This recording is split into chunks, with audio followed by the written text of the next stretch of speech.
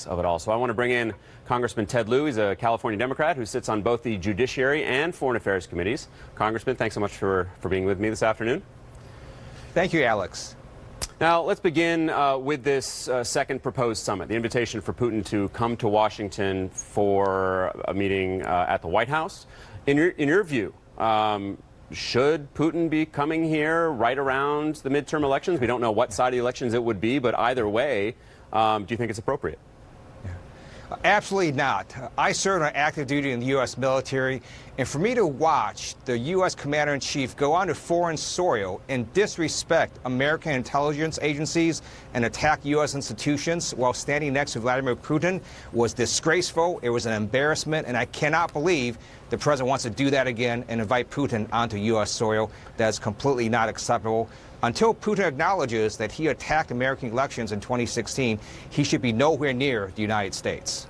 What about keeping your friends closer and your enemies closer? What's wrong with trying to repair unbelievable damage between the U.S. and Russia, the relationship sinking to the lowest point since the Cold War? What's wrong with trying to warm that up with back-to-back meetings? I don't have any problem. I serve on the House Foreign Affairs Committee in terms of increasing diplomacy and increasing relations with other countries. My problem is that Russia engaged in an attack on U.S. elections in 2016. The President of the United States is refusing to hold Putin accountable. He's the one that ordered the attack. And for Putin to come here at the invitation of the President just sends a signal that the President of the United States is going to let Putin do this again and again. We need to stand up to what Russia did in 2016. Doesn't mean we can't work with Russia on other issues, but we do need to hold Russia accountable for their attack on American elections. There is a fear from people on both sides of the aisle in Congress, from people in different parts of government, that the president could have agreed to various things, and now you and your colleagues and others in government don't know what they are. We haven't heard anything from the White House. We have heard a few things from Moscow. What could the president have agreed to that is binding, or that he would have unilateral power over, that Congress would have no say in? What's so dangerous is no one has any idea what happened in that 2-hour private meeting between Donald Trump and Vladimir Putin. And to keep that meeting secret, not just from American people, but from his own Director of National Intelligence, from his own Secretary of Defense, is very, very disturbing.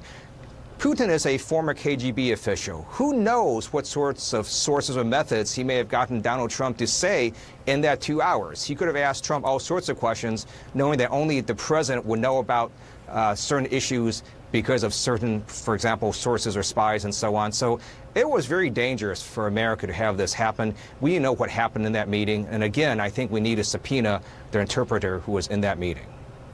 Do you think that's likely? Do you think that's appropriate? Because there have been a number of people, I've spoken to a number of people in the diplomatic community who say that the interpreter's job was only there to be an extension of the president, was only there to translate.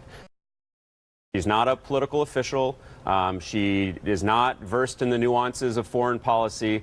So do you think it's appropriate that she should be subpoenaed to reveal what she heard or turn over her notes from that meeting?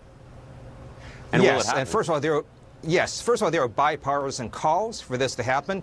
We could also do it in a classified setting, and we're not asking their interpreter for her opinion. We're simply asking her to recount what she heard, what her notes are, because at the very least, we need to know if Donald Trump said something that was inappropriate or if he threw America under the bus, because he did do so publicly. We want to know if he did so privately as well. All right, Congressman, let's switch gears for a second to these the news of this tape, the news that has been leaked. The tape hasn't been leaked, but that of a conversation between Trump and his former attorney and fixer Michael Cohen discussing payments to silence, in essence, a former Playboy model over an alleged relationship with Trump. How big a deal are these tapes? They are a very big deal. Earlier this year, Congresswoman Kathleen Rice and I asked the FBI to investigate this very issue.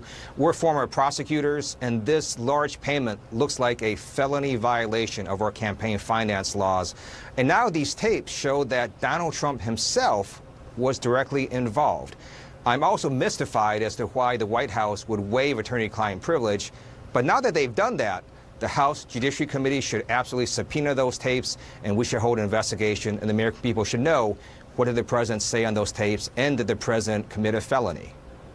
All right, Congressman Ted Lieu live with us from Los Angeles. Thanks so much for joining us.